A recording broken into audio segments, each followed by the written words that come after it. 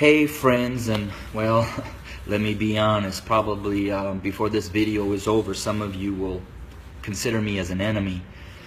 But I wanted to share a couple minutes about my thoughts, not only on the tragedies that we have been experiencing over these past months, and especially these last couple of days with the shootings of our black men, but what I'm coming to learn over my 23-year journey of being a white man, living and ministering amongst my black family here in several inner cities of Chicago.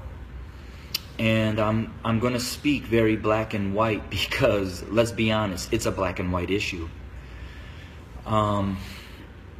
I want to take you to the book of Exodus, chapter 1, and I wanted to share a little bit of what took place prior to the rise of Moses. When I read that, it talked about that the Pharaoh became concerned and very fearful that the Hebrew slaves were growing in number and in power. So in order to maintain their oppression, he put upon them great labor. He put upon the Hebrew slaves cruelty to keep them down. However, they still grew.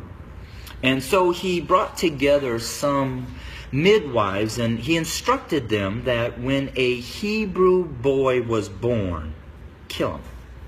Well, these midwives did not follow, and the Hebrew slaves continued to grow.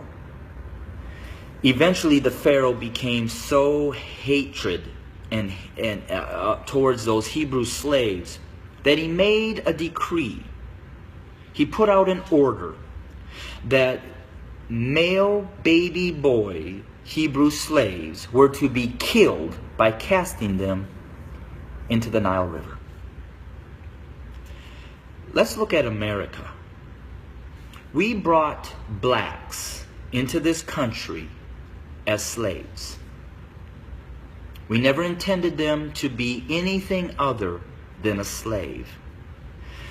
But they began to grow in number and in power, and eventually they fought their way to some freedom.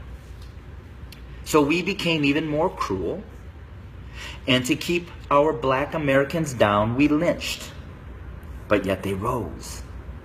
So then we used the welfare system, the criminal justice system, to keep them down, to contain them, to destroy them. But yet they rose, and they're rising. Then we built prisons and jails to hold them. Yet they rose. And so now we are doing exactly what the Pharaoh did at the end, sending out a decree: kill them.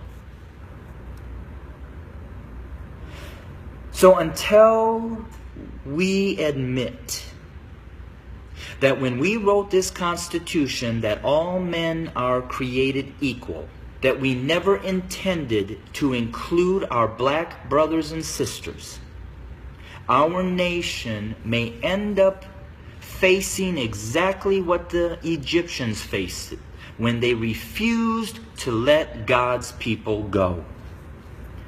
So I'm going to say this to my white fellow Americans, that the bloodshed that is on its way is not on the hands of our fellow black Americans, but is on our hands. We are the ones that are refusing to let God's people go. We are the ones that are refusing to acknowledge that we do not value our black brothers and sisters as equal individuals or equal Americans as us white men. And to my black brothers and sisters, the racial issues, as I've said, have been there from the very foundation. But why do we see it more? Because there's a shifting.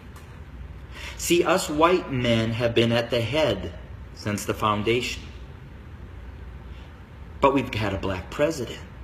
And you know, we've done everything in our power to keep him from really changing things. Now we have another minority rising to the top, a white female.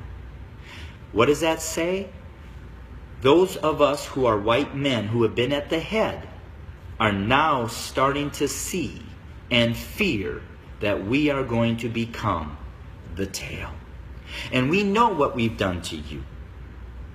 And so now we're fearful that you're going to do to us what we have done to you. But I will say this.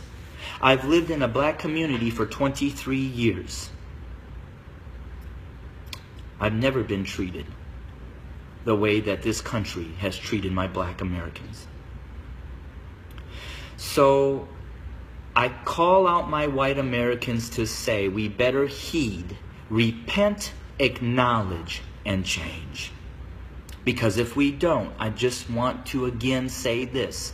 The bloodshed that we will experience is on our hands, not the hands of our fellow black Americans.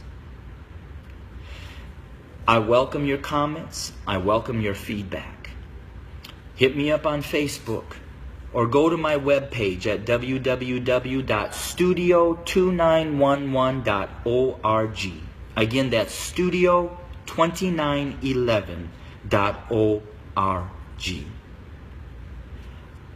I don't necessarily know the answer, except for us white Americans need to repent, acknowledge the lies that we have taught, acknowledge our value system of equality. It is not here, and it does not include our black brothers and sisters. And we need to change, and we need to change now. Thanks for your time. Bless you.